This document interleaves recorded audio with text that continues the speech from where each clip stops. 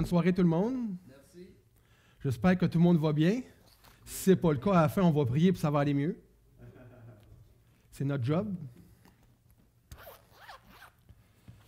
Je vais juste préparer quelque chose tout de suite pendant que vous préparez vos Bibles de votre bord à la maison.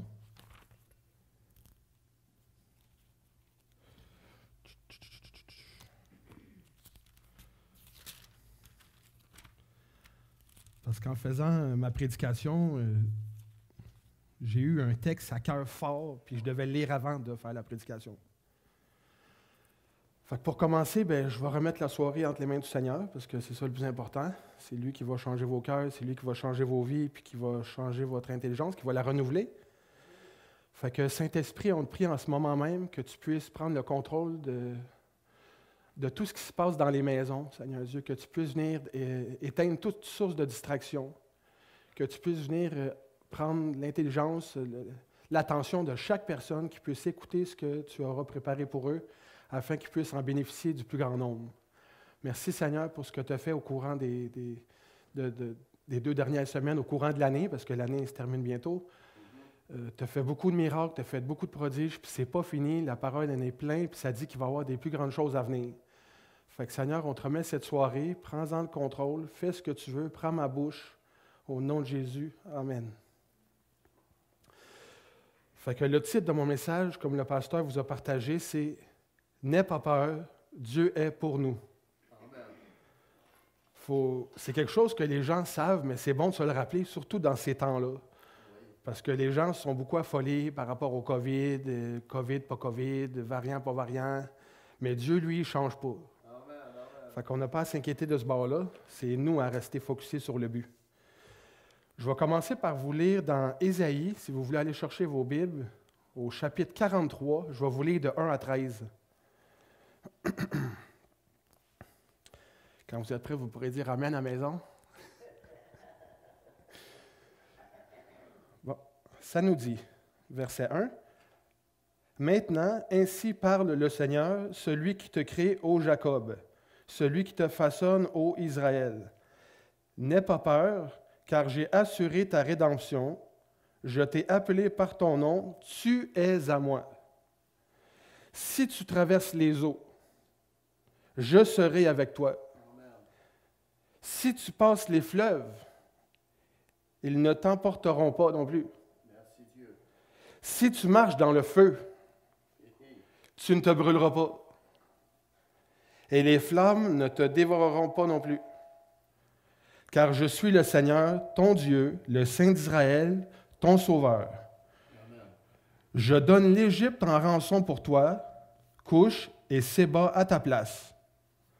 Du fait que tu as du prix à mes yeux, du fait que tu es glorifié et que je t'aime. Je donne des hommes à ta place et des peuples pour ta vie. Puisqu'il nous redit encore au verset 5, « N'aie pas peur, car je suis avec toi. Amen. De l'Orient, je ramènerai ta descendance, et de l'Occident, je te rassemblerai. Je dirai au nord, donne, et au sud, ne retiens pas.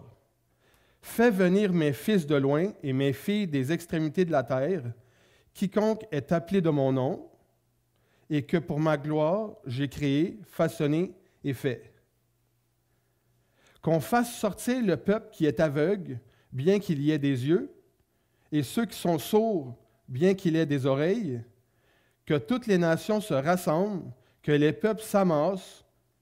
Qui d'entre eux a annoncé cela? Qui d'entre eux nous avait appris ce qui s'est passé?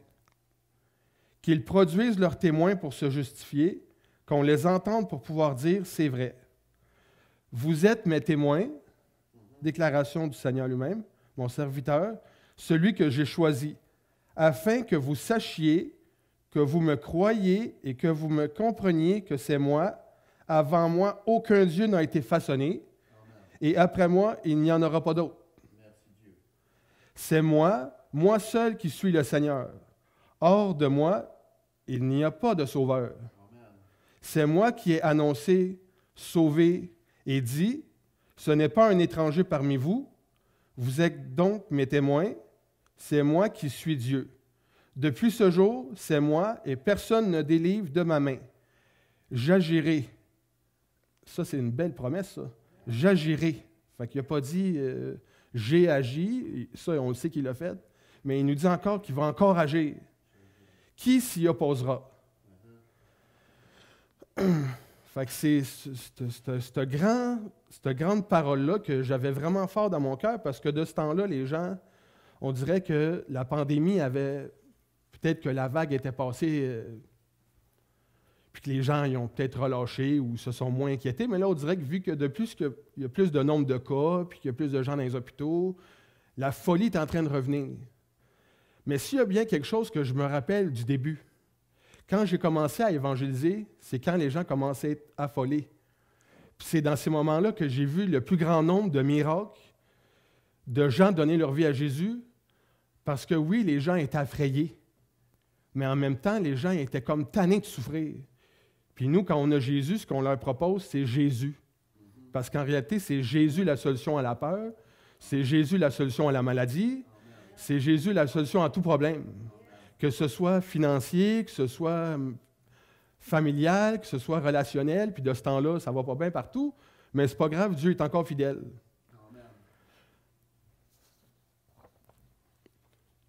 Fait que ça a été la parole que je devais vous apporter au début. Ensuite, je me suis dirigé sur quelque chose qui était fort, parce que vu que c'était lié sur la peur, il fallait que je me dise, mais quel verset parle de la peur qu'on n'a pas? Parce qu'en réalité, la peur, c'est un mensonge. Bien, c'est dans 2 Timothée, au chapitre 1, verset 7. Dans la version d'Arby, ça nous dit « Car Dieu ne nous a pas donné un esprit de crainte, mais de puissance, d'amour et de conseil. » Crainte aussi, en d'autres versions, veut dire timidité. Le mot timidité en grec signifie délia, qui signifie crainte, timidité, frayeur, lâcheté. Ça va fort. Délia qui vient du mot grec délos, qui signifie timide, craintif, lâche encore une fois, avoir peur. Dans le dictionnaire Robert, parce qu'on le voit dans le dictionnaire biblique, mais je voulais voir ce que le monde en pensait de ça. Dans le dictionnaire Robert, le mot timidité signifie un manque d'audace et de vigueur dans l'action ou la pensée. Ça nous dit aussi un manque d'aisance et d'assurance en société. Fait qu'on voit que ça va loin, la timidité, la peur, la crainte, tout ça. Là, Puis j'ai voulu chercher dans la parole qu'est-ce qui arrive aux lâches, qu'est-ce qui arrive aux peureux. Parce que moi, j'en étais un. Aujourd'hui, je vous parle avec la force du Saint-Esprit, mais je n'ai pas toujours été rempli. Dans l'Apocalypse, au chapitre 21, verset 8, voici ce qu'il nous dit par rapport aux lâches. Comme ça nous disait tantôt, lâcheté, frayeur, timidité, crainte, tout ça, là. Ça nous dit, mais pour les lâches, les incrédules, les abominables, les meurtriers, les impudiques, les enchanteurs, les idolâtres et tous les menteurs, leur part sera dans l'étang ardent de feu et de soufre, ce qui est la seconde mort. Fait que je ne sais pas si vous êtes aux prises avec la peur et la timidité, mais il faut lâcher ça. Parce que ça nous dit que c'est l'étang ardent de feu. Puis c'est sûr que par nous-mêmes, ce n'est pas quelque chose qui est facile. Mais Dieu a envoyé son esprit justement pour nous aider. Je vais vous donner dans la parole quelques exemples de personnes qui ont vécu des choses pas faciles, parce que là, on regarde le COVID et on dit que c'est quelque chose de fou, mais dans toute l'histoire de la parole, il y a eu bien plus pire. Puis vers la fin, il va en avoir encore plus pire. Mais des gens dans la parole qui ont vécu la protection divine. Premièrement, dans Genèse, au chapitre 19, au verset 16, ça nous dit « Et comme il tardait, les hommes le saisirent par la main, lui, sa femme et ses 2 filles, car l'Éternel voulait l'épargner. Et ils l'emmenèrent et le laissèrent hors de la ville. » Fait que je ne sais pas si vous vous souvenez un peu de l'histoire de Lot, mais il y a tellement eu un bon cœur, un cœur hospitalier pour les gens qui étaient là, que Dieu a vu son cœur puis l'a épargné du désordre, du désastre qui allait arriver. Là. Il a préservé lui, sa femme et ses enfants, puis il les a envoyés par là-bas pour qu'il n'arrive rien à eux. Fait qu'on voit que Dieu, dans ce temps-là, il s'occupait déjà des gens. Ensuite, dans 1 Samuel 17, au verset 37, David dit encore, « L'Éternel qui m'a délivré de la griffe du lion et de la patte de l'ours me délivrera aussi de la main de ce Philistin. » Et Saül dit à David, « Va, et que l'Éternel soit avec toi. » Fait qu'on sait, pour ceux qui connaissent aussi l'histoire de David, un gars face à un lion et un ours, moi je ne sais pas, pour moi m'en aller là, mais lui, avec la force de Dieu, il les a mis à terre. Puis ça nous parle aussi du Philistin, Goliath, qui était un géant, puis qu'avec Dieu, l'aide de Dieu, lui aussi, il a pris le bord. Amen. Fait que Dieu, il soutient son peuple, tu sais. Oui. Ensuite, dans Daniel 3, au verset 27, il y a Shadrach, Meshach et Abednego. Les satrapes, les intendants, les gouverneurs et les conseillers du roi s'assemblèrent. Ils virent que le feu n'avait eu aucun pouvoir sur le corps de ces hommes, que les cheveux de leur tête n'avaient pas été brûlés et que leurs caleçons n'étaient même pas endommagés et que l'odeur du feu ne les avait même pas atteints. Pour des gars qui ont passé une nuit dans la fournaise ardente, ils étaient 4 en réalité, mais ils n'ont jamais brûlé, ils ne sentent pas le feu. Fait que même si le feu y a passé, il ne passe rien. Il ne s'est rien passé pour eux autres. Comme ça nous dit tantôt dans Ésaïe 43, là, si tu passes par le feu, tu ne te brûleras pas. Ben, eux autres, ça, ils l'ont vécu concrètement parlant. Là. Ensuite, dans Daniel, chapitre 6, verset 23, « Alors le roi fut très joyeux, et il ordonna qu'on fît sortir Daniel de la fosse. Daniel fut retiré de la fosse, et on ne trouva sur lui aucune blessure parce qu'il avait eu confiance en son Dieu. » Amen. Alléluia. Fait qu'on voit que quand on a confiance en Dieu, bien quand même, si on est garoché dans la fosse, dans le feu, dans l'eau, le Seigneur est encore là à nous protéger. Amen. Merci Dieu. Ensuite, dans Jonas, chapitre 2, versets 1 à 10, je ne les lirai pas toutes, mais quand Jonas il a pris conscience qu'il ne pouvait pas se cacher de Dieu, il s'est repenti, puis Dieu l'a délivré du poisson. Dans le fond, le gars il voulait se cacher parce qu'il avait fait trop d'affaires. Mais quand il a réalisé qu'il ne pouvait pas se cacher loin de la face de Dieu, puis qu'il avait besoin de lui, il l'a ressorti de la bouche du poisson, ça n'a pas été plus compliqué. Là. Ensuite, dans Acte 12, au verset 7, ça c'est Pierre. « Et voici, un ange du Seigneur survint, et une lumière brilla dans la prison. L'ange réveilla Pierre, en le frappant au côté et en disant, « Lève-toi! » Les chaînes tombèrent de ses mains. Ça vient de s'éteindre. Le gars, il est en prison. L'ange y est venu le réveiller. Il dit, « Lève-toi, c'est l'heure de sortir d'ici, tu as de l'ouvrage. » Fait que même en prison. Après ça, dans Acte 5, verset 19, c'est les autres apôtres qui étaient dans l'histoire. « Mais un ange du Seigneur ayant ouvert pendant la nuit les portes de la prison, les fit sortir. » Fait que le Seigneur s'est servi d'un ange pour ouvrir les portes de la prison pendant la nuit. Alléluia. Moi, je ne sais pas, pour quelqu'un qui a fait de la prison, je n'ai jamais vu un ange venir ouvrir une porte. Mais je sais que s'il le fait dans le livre des Actes, c'est que c'est encore possible en 2022. Fait que peu importe ce que les gens ils sont dans leur vie, que ce soit une prison physique ou une prison spirituelle, ben l'ange du Seigneur, il va aller ouvrir la porte ce soir.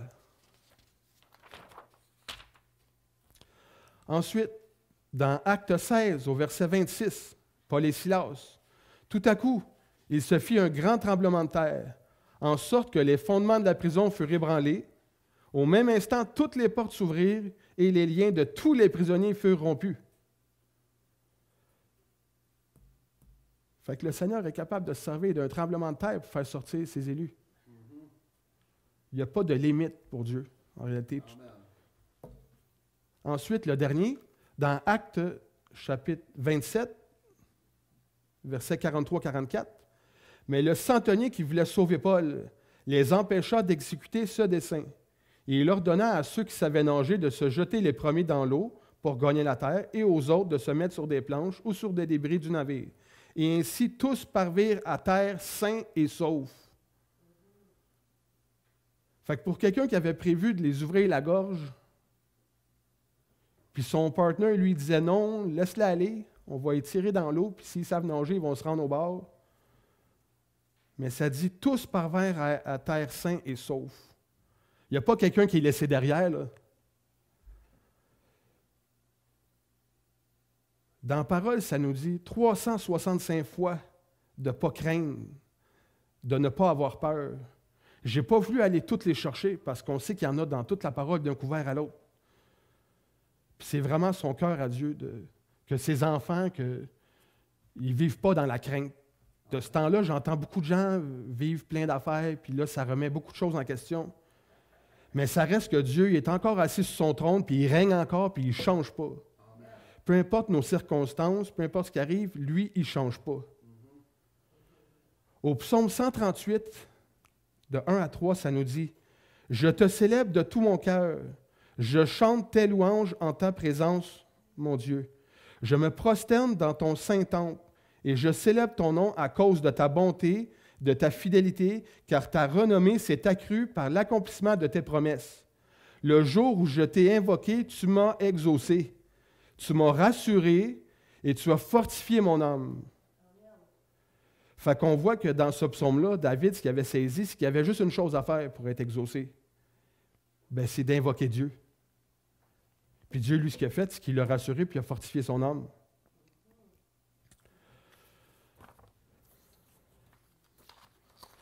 On sait très bien que dans les derniers temps, il va arriver plein d'affaires. Puis là, je vais vous en parler de quelques-unes.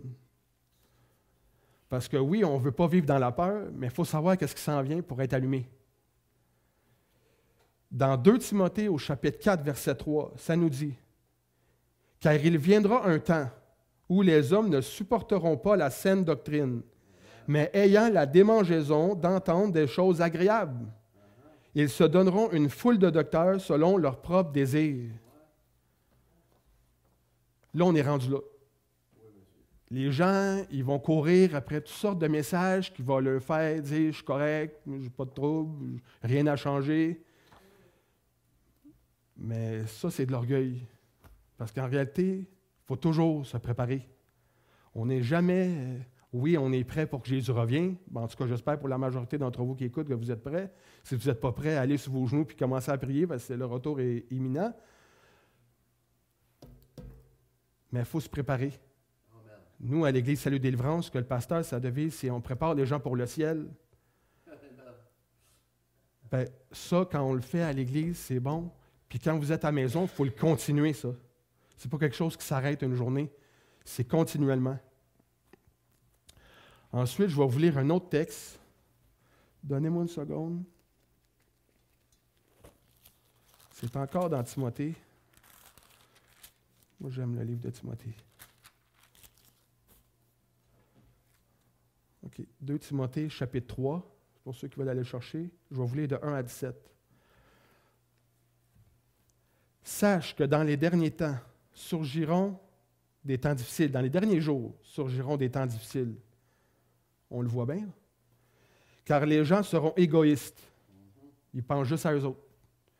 Amis de l'argent. Fanfarons. Orgueilleux.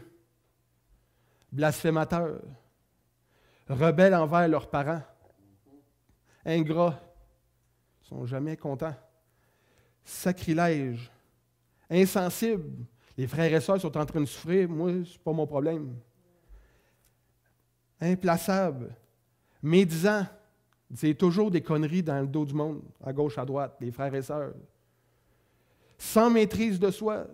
Des gens qui s'emportent pour rien, là, toujours en train de péter un plomb. Cruels. Des gens qui sont méchants, qui aiment ça détruire les autres. Ennemis du bien. Là, on le voit que en 2021, où est-ce qu'on est rendu, ennemis du bien, on est pas mal là.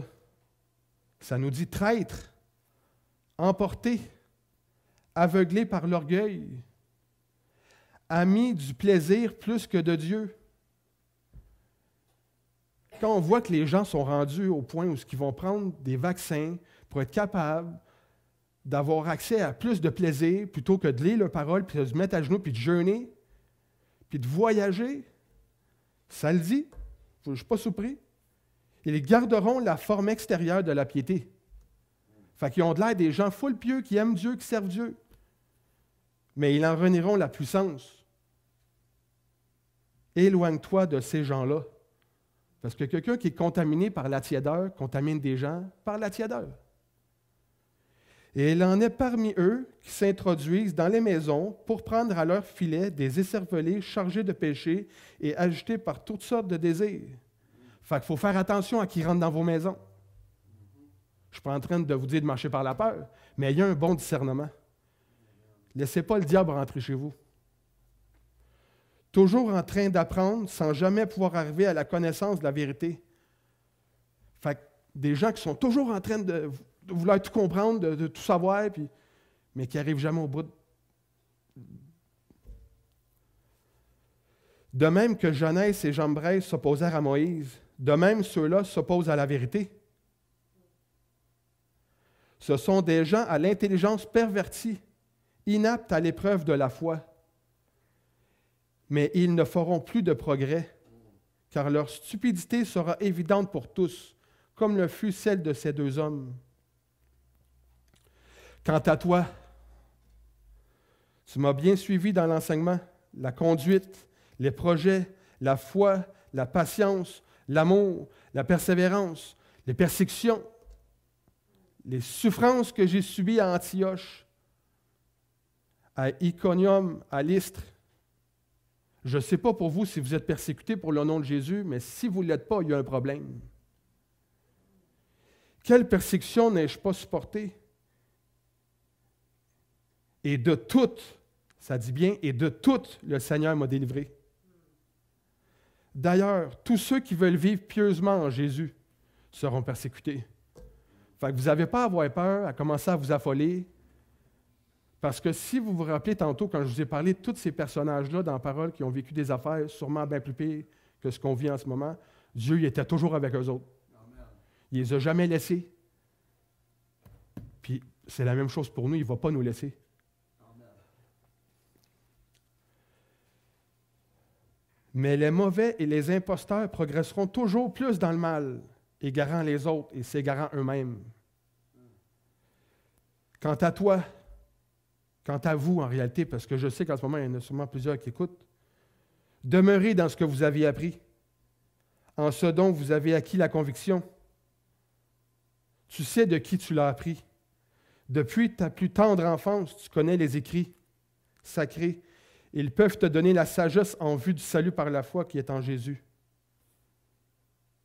Toute écriture est inspirée de Dieu et utile pour enseigner, pour réfuter, pour redresser, pour éduquer dans la justice, afin que l'homme de Dieu soit à la hauteur, parfaitement équipé pour toutes bonnes œuvres.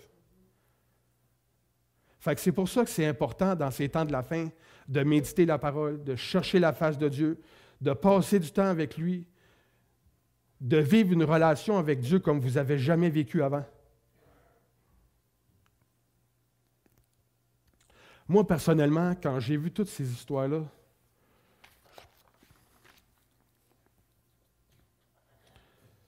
ça m'a rappelé moi-même. Tu sais, je vous parle de peur depuis tantôt, de peur, d'angoisse, d'anxiété.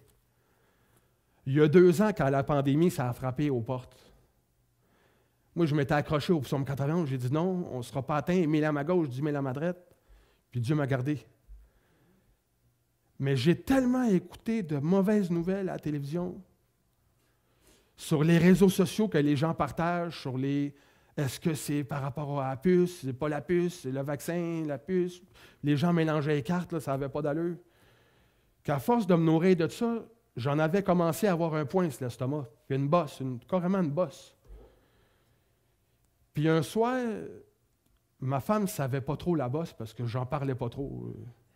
Moi, je ne compte pas mes problèmes. Quand j'en ai un, je vais à genoux puis je m'arrange que Dieu il s'arrange avec ça. Mais ce soir-là, c'est trop fort. J'en peux pas, je ne peux pas dormir. Fait que là, je réveille mon épouse, puis j'ai dit, chérie, là, j'en peux plus. Viens prier. Amen. On va prier, il faut invoquer Dieu. Ça dit, invoquez-moi au jour de la détresse. Bien, ce soir-là, je me suis mis sur le bord du lit. J'ai invoqué Dieu à tue-tête. Mes voisins, là, j'en ai 3 voisins, à gauche, à droite, en haut, à gauche. C'est clair que tout le monde s'est réveillé. Puis vous savez ce qui s'est passé? C'est que quand après d'avoir étalé mon cœur, en fait, la situation que Dieu savait déjà parce qu'il est partout en même temps, là, il voit tout, il sait tout, puis il connaît tout. Mais j'y ai quand même dévoilé ma crainte. Puis de ça, parce que est-ce que c'était lié COVID, je ne savais pas trop. Mais quand j'y ai étalé mon cœur, puis j'ai crié, j'ai invoqué le nom de Jésus, parce qu'en réalité, c'est tout ce que j'ai fait. Je n'ai pas dit 46 000 phrases, j'ai invoqué Jésus. C'est carrément, littéralement, là. Jésus! J'étais dans ma chambre, puis mes enfants m'ont entendu crier comme ils n'ont jamais entendu. J'en ai pleuré, parce que je voulais qu'il intervienne, puis je n'avais pas besoin de pleurer. Parce qu'il veut, en réalité, c'est intervenir. Il veut juste qu'on lui demande. Puis ce soir-là, ma femme a prié avec moi, puis après ça, on s'est étendu.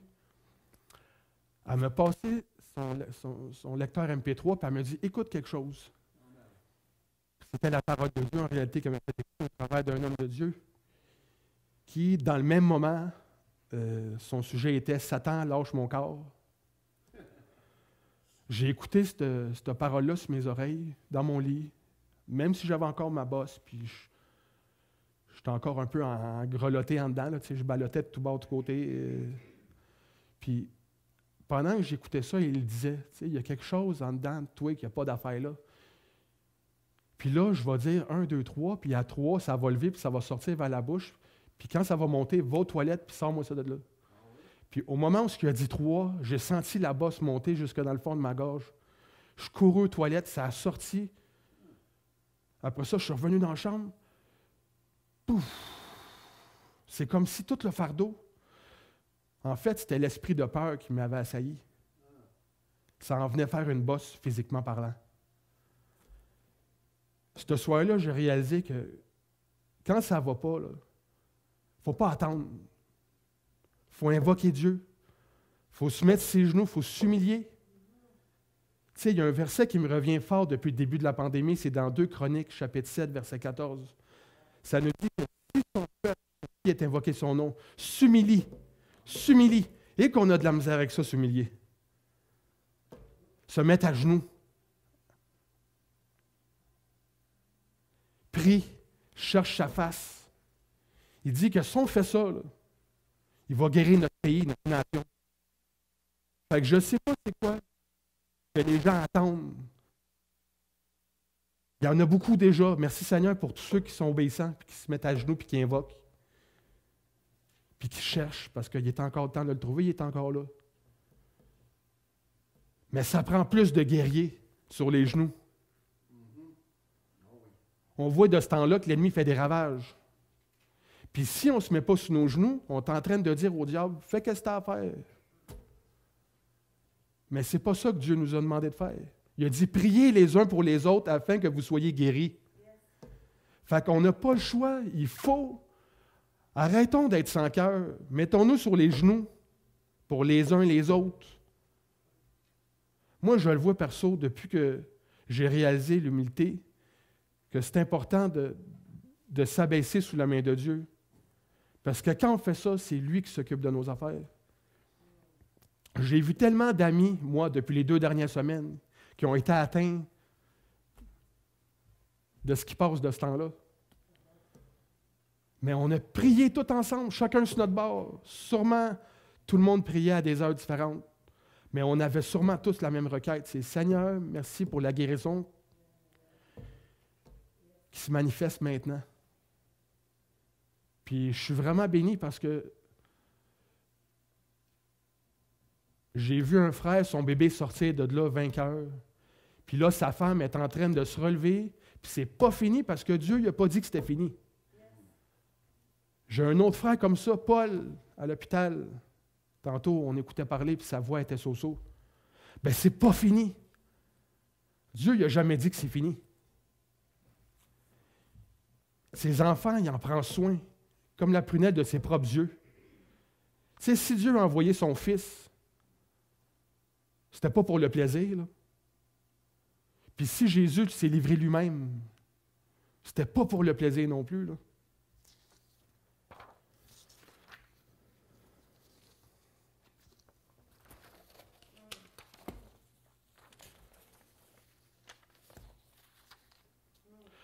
Ce soir, je vais vous donner 3 façons, parce que c'est bien beau d'en parler de peur et de timidité, mais si je ne vous donne pas de solution, le Saint-Esprit peut vous les révéler. ou bien chasser l'esprit, puis ça va s'arrêter là. Mais moi, de mon côté, ce que j'ai appris, c'est qu'il y avait des façons de faire. Il y a 3 façons de faire pour combattre la peur et la timidité. Il y en a sûrement plus que 3, mais je vais vous en donner 3 pour commencer, puis de votre côté, vous ferez vos propres recherches, parce que celui qui cherche trouve, la Bible dit. Amen. La première façon, ça nous dit, moi, perso, confrontez-vous à vos peurs en les confessant et en les partageant à Dieu ou une personne de confiance qui saura vous relever. Dans le Proverbe, chapitre 12, verset 25, ça nous dit que l'inquiétude dans le cœur de l'homme l'abat.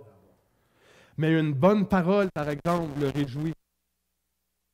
C'est pour ça que c'est important de confesser notre peur. On a peur de quelque chose, Seigneur, je ne sais pas quoi faire avec ça. C'est toi qui as la solution. Viens m'éclairer.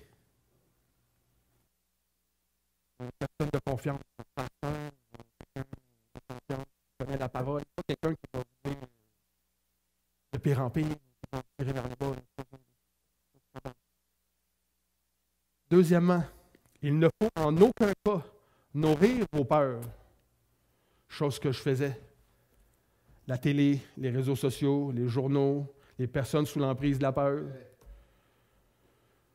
ne faut pas se nourrir de la peur. Il faut se nourrir de la parole. Ça ne crée pas la peur. Ça crée la foi, ça crée la soif. Moi, perso, quand j'ai vécu l'année passée une touche de Dieu concernant l'évangélisation, c'est pendant le temps où personne ne voulait sortir. Mais si je ne me serais pas plongé mes yeux dans la parole qui disait que lui, Jésus, guérissait les lépreux, je serais resté dans mon chez nous, puis j'aurais pleuré ou j'aurais resté jusqu'à temps que la tornade passe. Mais pendant ce temps-là, tous les gens que j'ai priés pour eux, qui étaient malades, qui ont été guéris, ça n'aurait pas arrivé. Fait qu'on voit que c'est important ce qu'on regarde. Puis le numéro 3, c'est le plus important. Tournez-vous à la place vers Dieu et sa parole. Dieu est un bon Père. Son désir, c'est de vous rassurer. Car il nous dit à nombreuses reprises dans sa parole qu'on n'a rien à craindre et qu'il est pour nous.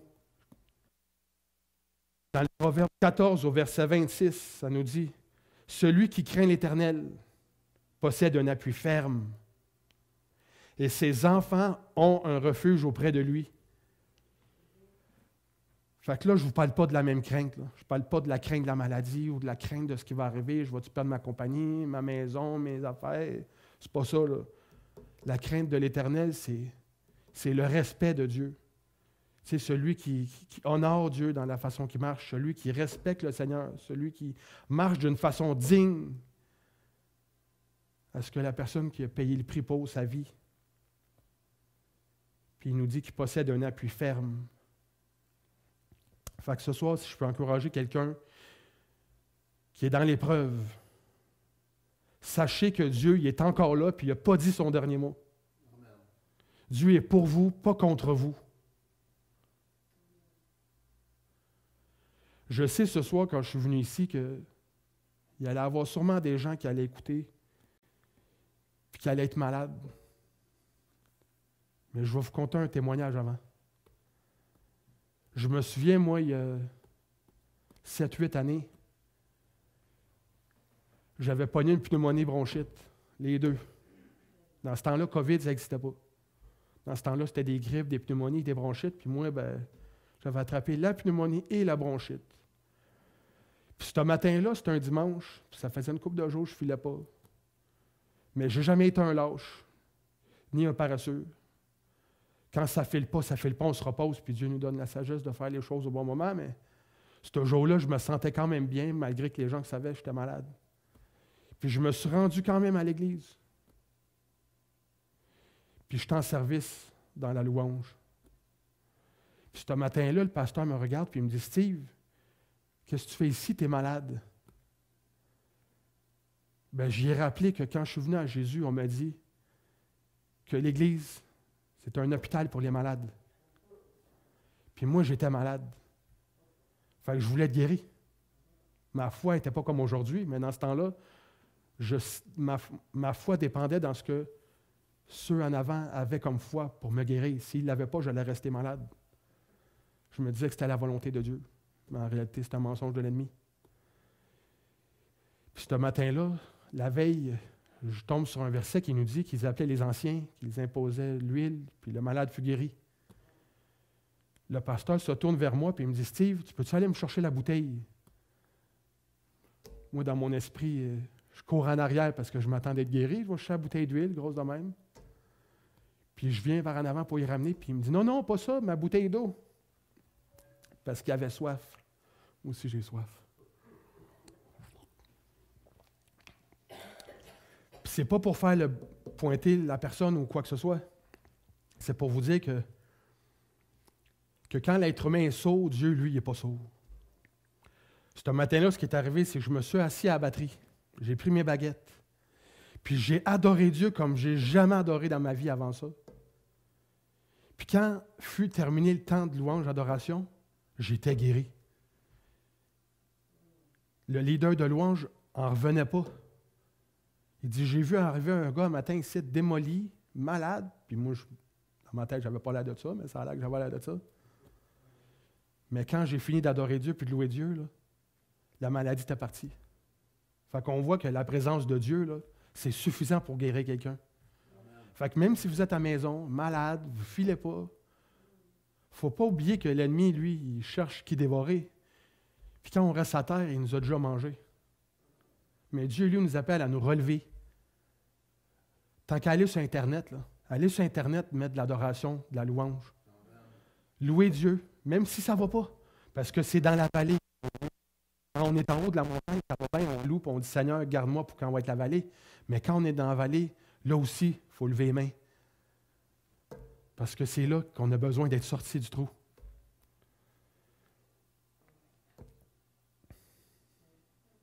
Fait qu'on voit qu'il n'y a jamais de situation trop compliquée ou des histoires où ce que la main est trop courte pour que Dieu ne fasse rien. N'aie pas peur. Dieu est pour toi. J'avais dans mon cœur ce soir, en m'en venant ici, que tous ceux qui sont ici ensemble, on n'est pas nombreux ce soir, parce qu'on ne peut pas. Mais peu importe, parce que la Bible nous dit que un avec Dieu, c'est plus que 1000 dans le monde. Puis là, ici, on est 5. Mais c'est en masse pour faire trembler le royaume des ténèbres à soir. Fait que ce soir, j'aimerais ça que tous en cœur, même ceux qui sont à la maison, on va prier pour les uns et les autres qui sont malades. Moi, ça va bien, je m'en suis sorti, ma femme aussi, mes enfants aussi, tous ceux qui sont ici se sont sortis. Merci Seigneur pour ta main. Mais on veut te prier aussi, Seigneur, pour toutes ces personnes, Seigneur Dieu, en ce moment, qui sont à l'hôpital ou qui sont dans les domiciles.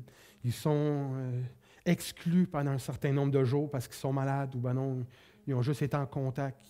On te prie, Seigneur Dieu, qu'en ce moment même, nous, ta main puissante, guérissante, agissante, encore en 2021, tu puisses venir déposer cette main-là. Que ton feu, Seigneur, vienne consommer tout ce qui n'est pas de toi dans le corps de chaque personne qui dans sa santé est atteint. On réclame une pleine guérison en ce moment même au nom de Jésus. Merci Seigneur de relever le faible. Merci Seigneur de relever le faible. Que celui qui doute, que celui qui a la crainte soit relevé par cet encouragement au nom de Jésus. Relève-toi, lève la tête. Le Seigneur arrive bientôt. Puis le Seigneur, il ne te laissera pas derrière. Le Seigneur est pour vous. Merci Seigneur Dieu pour ces promesses dans ta parole. Merci Seigneur, premièrement, pour ta parole. Seigneur, oui, on sait que le temps des fêtes arrive, ils nous ont imposé des restrictions. Mais ce n'est pas grave, parce qu'en réalité, le seul qui mérite d'être fêté pendant ce temps-là, c'est toi, Jésus. Que chaque personne dans ces maisons, Seigneur, puisse prendre contrôle dans leurs pensées, dans leur façon d'agir, que ce n'est pas le sapin, ce n'est pas le voisin, mais c'est Jésus qu'on doit célébrer, parce que c'est juste lui qui a donné sa vie pour chacun d'entre vous.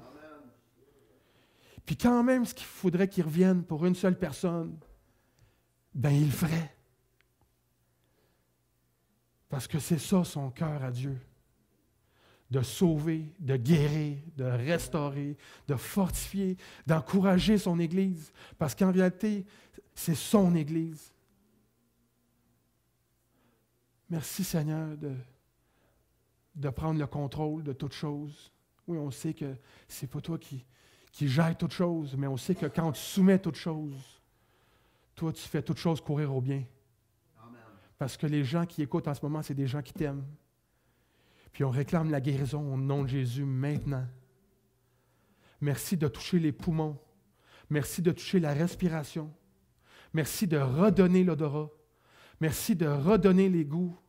Merci de débloquer ce qui est bloqué. Merci de redonner la force aux os. Merci Seigneur Dieu, parce que tout ça, tu l'as accompli il y a 2000 ans à la croix. Puis aujourd'hui, Seigneur, on vient saisir cette promesse-là et la déposer sur chaque personne qui en a besoin, au nom de Jésus. Amen. Alléluia. Fait que j'espère pour vous que vous avez été bénis. Puis si vous n'avez pas été bénis, mais je vous bénis au nom de Jésus. Je vous souhaite un joyeux temps des fêtes. Reposez-vous. Passez du temps avec Dieu. Priez, jeûnez. C'est le temps où vous allez avoir des vacances. Là. Cherchez le Seigneur pendant qu'il se trouve. Il va se laisser trouver. Amen. Bonsoir tout le monde.